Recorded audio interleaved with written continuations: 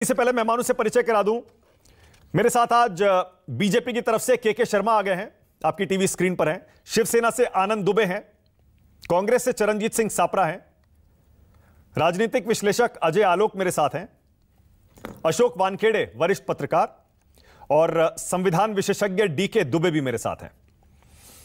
सभी का स्वागत। दुबे जी, आप ही से शुरू कर रहा हूं। दुबे जी, सोमवार को कुछ आपको लगता है महाराष्ट्र सरकार को हरी झंडी मिल जाएगी या फिर सरकार गठन गलत था, ऐसा कोई फैसला दोनों में से एक आ सकता है क्या? दुबे जी, अभी मुझे लगता है कि सबसे पहला काम जो इस समय ऑनरेबल सुप्रीम कोर्ट के पास है वो ये है कि विषय उन्होंने दिए थे और ये कहा था कि आप इस पर अपने अपने इश्यूज बना लीजिए। तो कल तो ये होने वाला है परसों कि सबसे पहले वो इश्यूज कोर्ट के सामने रखे जाएंगे। वो इश्यूज के बाद कोर्ट ने ये भी कहा था कि हमने ये डिसाइड करना है कि हमने बड़ी बेंच को इसको भेजना है कि इसकी प्रॉपर हियरिंग करनी है। तो मुझे लगता है कि अभी सोमवार को जो होने वाला है उसमें केवल जो कोर्ट ने इश्यूज बनाने के लिए कहा था उनको इनवाइट किया गया, फिर आगे की प्रोसीडिंग आगे चलेगी अभी जो मुझे लगता है। लेकिन हाँ, ये महत्वपूर्ण बात जब इलेक्शन कमीशन वाले मामले में कल ऑनरेबल कोर्ट ने कहा तो कोर्ट ने कह दिया कि भाई इलेक्शन कमीशन को स्टे कर दिया गया है। ये कहा गया उनको लॉन्ग पेंडेंसी डाल दीजिए।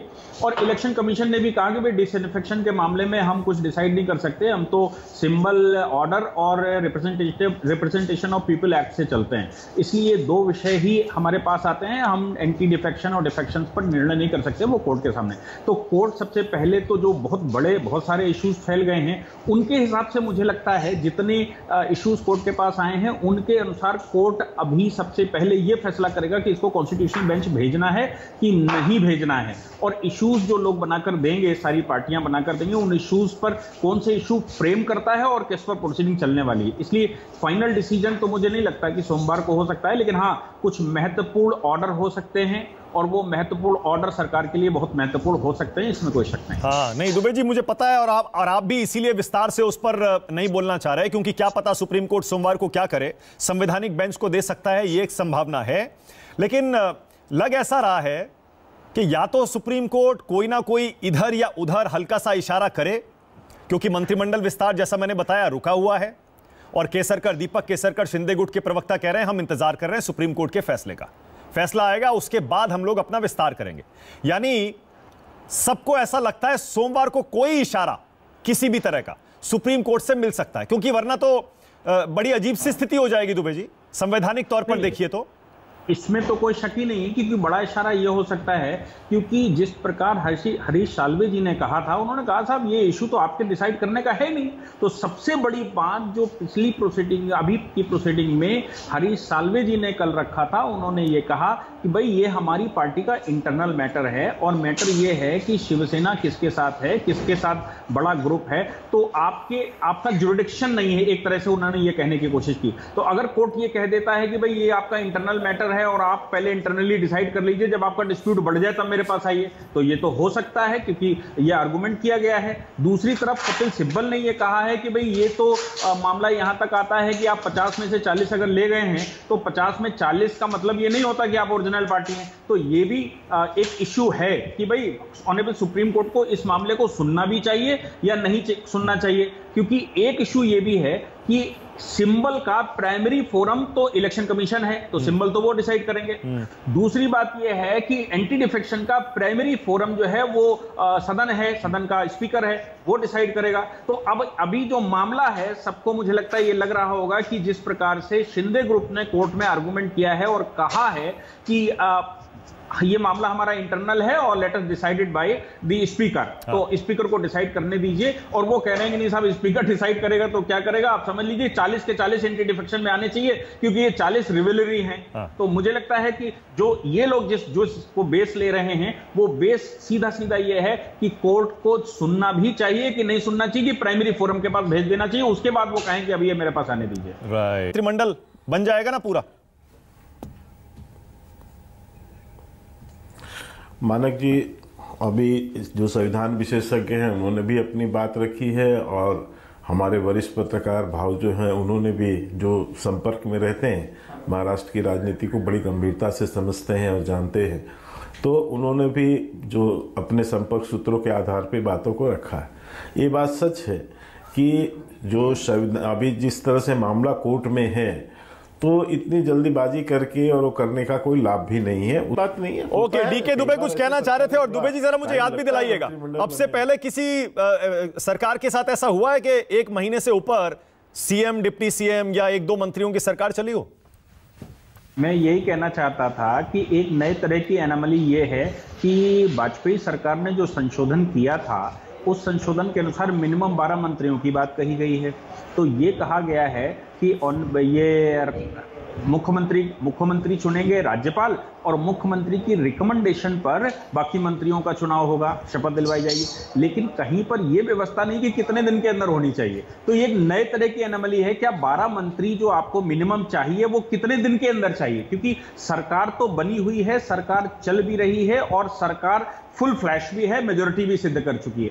अब जो एनामली फंसी हुई है या जो डिस्प्यूट फंसा हुआ है वो इस बात का नहीं फंसा है कि सरकार मेजोरिटी में है कि नहीं, क्योंकि सरकार अपना कोरम पूरा करके बैठी है। अब तो ये पार्टी का इंटरनल डिस्प्यूट है जो कोर्ट के अंदर है कि भाई असली पार्टी कौन है और नकली पार्टी कौन है। तो फिर भाई मंत्रिपरिषद पूरा क्यों नहीं होना चाहिए? ये सवाल हो सकता है कि जनता के मध्य से या अपोजिशन कोर्ट में फिर से ले आए और ये कहे कि साहब मिनिमम मंत्रिपरिषद जो है वो पूरा नहीं है, इसलिए सरकार बर्खास्त कर दी जाए और मिनिमम मंत्रिपरिषद पूरा करने की बात यहां पर होनी चाहिए। मुझे लगता है ये अपोजिशन कर भी सकता है कोर्ट में बात करते समय कि साहब ये तो मिनिमम मंत्रिपरिषद जो कॉन्स्टिट्यूशनल मैंडेट है वो तो पूरा नहीं कर पाए। तो ये भी एक एनामली नए तरह की है जो एनामली हो सकता है कि अगली तारीखों में कोर्ट के अंदर आ जाए और ये कहें कि साहब ये कर लेना चाहिए। ओके, आनंद दुबे, क्या ये आपकी योजना है क्या, ये पॉइंट उठाने की, ये मुद्दा उठाने की, या फिर जैसा दीपक केसरकर कह रहे हैं 1-2 दिन की देरी से क्या फर्क पड़ता है? सरकार तो काम कर रही है, सीएम सो नहीं रहे हैं 1 मिनट भी, और आप लोग उनका मजाक उड़ा रहे हैं। मानक जी, आज आपकी हेडिंग वापस इंटरेस्टिंग है। मैं सबसे पहले आपकी हेडिंग देखता हूं, कैसी होगी शिंदे फडणवीस सरकार, या कब होगी शिंदे फडणवीस सरकार। खैर नहीं, कब नहीं, दोनों सवाल पढ़िए, दोनों पढ़िए हेडिंग जी। कैसी होगी शिंदे फडणवीस सरकार, और उससे पहले सोमवार को तय हो जाएगा महाराष्ट्र सरकार का भविष्य। महाराष्ट्र सरकार का भविष्य। पूर्ण बात कि हमारे यहाँ इस समय बरसात का मौसम है और एक मानसून सत्र चलता है। आप जानते होंगे जुलाई के महीने में एक सेशन होता है जिसे मानसून सत्र कहते हैं। अब देखिए अगस्त आ गया, मानसून सेशन का कोई अभी तक चर्चा नहीं है। और आप एक बात बताइए कि अगर मंत्रिमंडल नहीं होगा तो मानसून सेशन भी नहीं होगा। मतलब लटकते लटकते कहां हम चले जा रहे हैं। और आदरणीय अभी दुबे जी बता रहे थे कि ऐसा कोई संविधान में लिखा नहीं है कि 2 मंत्री के ऊपर के जो मंत्री हैं वो कितने दिन तक। ठीक है, अच्छी बात है, 6 महीना, 1 साल, एक नया प्रयोग करेंगे हम, एक नया संजोग बनाएंगे महाराष्ट्र को पूरी दुनिया के सामने कि 2-3 साल तक एक ऐसा मंत्रालय चला जो केवल 2 ही लोग चलाते रह गए और कोर्ट तारीख पर तारीख देता चला गया। ये भी संभव है। देखिए मैं माननीय नहीं, आप क्या चाह रहे हैं? दीपक केसरकर ने कहा, आप क्या चाह रहे हैं? वो कह रहे हैं गलत संदेश जाएगा अगर हमने सुप्रीम कोर्ट के फैसले से पहले सरकार बना दी तो। दीपक केसरकर जी नीति की आज बात करते हैं, नैतिकता की बात करते हैं कि गलत संदेश जाएगा। किसी की चलती की सरकार को पीठ में छुरा भोग के अलग कर देना और महाशक्ति का साथ में लेकर सरकार को फुल मेजोरिटी पेश करके फ्लोर टेस्ट पास करके बना देना और उसके बाद कहना कि नहीं एक बार कोर्ट का फैसला आ जाए तब हम नैतिकता की बात करते हैं। आप मानक जी बताइए, एक ही व्यक्ति तो आप क्या चाह रहे हैं? अच्छा आप बताइए, आप क्या चाह रहे हैं? हम सिर्फ ये चाह रहे हैं कि यह सरकार असंवैधानिक रूप से बनी है। हमारे शिवसेना को जो तोड़ा। चरणजीत सिंह सापरा जी मंथन का स्वागत कर रहे हैं। अजय आलोक कह रहे हैं होने दीजिए, अमृत निकलेगा सोमवार को। देखिए अजय आलोक जी तो इसी तरह की बात करेंगे, लेकिन मैं तवज्जो देना चाहूंगा जो डीके दुबे साहब ने बहुत अहम बात उन्होंने बोली है। उन्होंने जिक्र किया जो आर्टिकल 164(1)(a) का उन्होंने जिक्र किया है, जो अमेंडमेंट हुआ था मेरे ख्याल से 91st अमेंडमेंट जो वाजपेयी जी के समय हुई थी उसके दौरान ये अमेंडमेंट हुआ था कि किसी भी सरकार में 15% जो विधायक है उनका 15% संख्या के हिसाब से वो मंत्रिमंडल बनेगा और उसकी मिनिमम संख्या 12 होनी चाहिए, ये भी उसमें तय हुआ था। जब महाराष्ट्र राज्य के अंदर पिछले 38 दिनों से 2 लोगों का जंबो कैबिनेट है, एक मुख्यमंत्री और एक उप मुख्यमंत्री बिना पोर्टफोलियो के, तो वो किस तरह के निर्णय ले रहे हैं इसके ऊपर बहुत बड़ा प्रश्न चिन्ह है। जो निर्णय ले भी रहे हैं वो भी संवैधानिक रूप से परिपूर्ण निर्णय नहीं है मैं कहूंगा, क्योंकि कई निर्णयों के अंदर उनको ऑर्डिनेंस पास करना पड़ेगा जो कि अभी नहीं हो सकता, कैबिनेट की मीटिंग नहीं हो सकती। तो ऐसे बहुत सारी अड़चने हैं, इसीलिए ये सरकार जो अभी चल रही है ये असंवैधानिक सरकार भी कह सकते हैं, या संवैधानिक रूप से परिपूर्ण नहीं है ये सरकार, इस तरह से हम कह सकते हैं। लेकिन जो हम हर बार सुप्रीम कोर्ट के निर्णय की बात कर रहे हैं, सुप्रीम कोर्ट ने ये तो कहा नहीं कि आप मंत्रिमंडल मत बनाइए। ये तो शिंदे गट का और बीजेपी का ये निर्णय है कि कोर्ट का कोई निर्णय होने तो फिर हम मंत्रिमंडल बनाएंगे। डीके दुबे, क्लोजिंग कमेंट आपको दे रहा हूं मैं। दुबे जी, और जैसा भाऊ कह रहे हैं और बार बार आनंद दुबे भी कह रहे हैं, ये इस सरकार की स्थिति क्या है?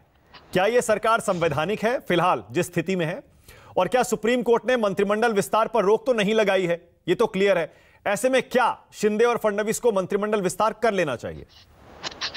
देखिए, विस्तार करने में कोई बुराई नहीं है, लेकिन पिछली हियरिंग पर आपको याद होगा कि सॉलिसिटर जनरल ने जाते जाते ये भी कहा था कि साहब एक इशू मेरी तरफ से भी फ्रेम कर लिया जाए, और उन्होंने कहा कि जो महाअघाड़ी गठबंधन बना था वही अनकॉन्स्टिट्यूशनल था, क्योंकि प्री पोल अलायंस पर जो सरकार बननी चाहिए वो प्री पोल अलायंस तोड़कर अगर सरकार बनी हो तो क्या ये संवैधानिक मामला नहीं है? और वो पूरी की पूरी सरकार जो 2.5 साल चली वही अनकॉन्स्टिट्यूशनल होनी चाहिए, ऐसा भी उन्होंने आर्गुमेंट किया था और कहा था इस पर भी इशू फ्रेम कर लीजिए। तो कोर्ट ने कहा था अगली तारीख जब पड़ेगी तो आप इशू फ्रेम करके लाइए, और आप सभी लोग अपने अपने इशू फ्रेम करके लाइए। तो जो अभी की सिचुएशन है, इस सिचुएशन से भी ज्यादा खतरनाक सिचुएशन वो आती है जो नमाम तुकी वाली सरकार की थी कि 10 महीने सरकार चल गई थी और उसके बाद कोर्ट ने कहा था ये अनकॉन्स्टिट्यूशनल है और ये सरकार ही नहीं हम मानते।